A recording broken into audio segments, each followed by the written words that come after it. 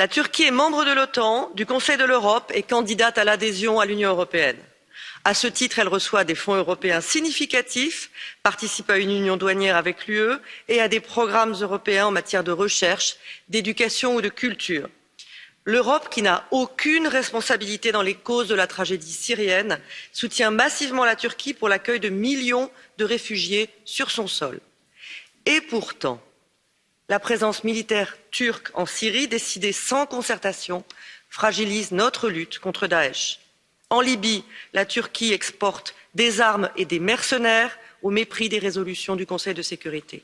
En Méditerranée orientale, elle menace et provoque la Grèce et Chypre. Au sein de l'OTAN, le bilan n'est pas meilleur.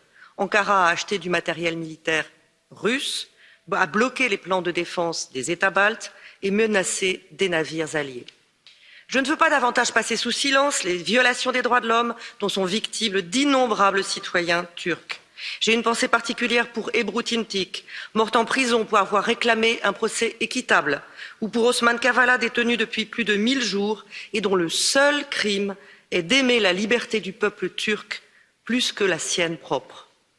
Nous représentons ici le peuple européen.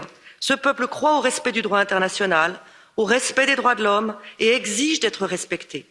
Délibérément, le gouvernement de Recep Tayyip Erdogan, jamais à court d'insultes à destination de l'Europe, nous tourne le dos.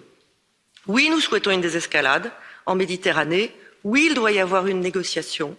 Mais d'abord et avant tout, soyons unis derrière la Grèce et Chypre, autant que derrière nos valeurs.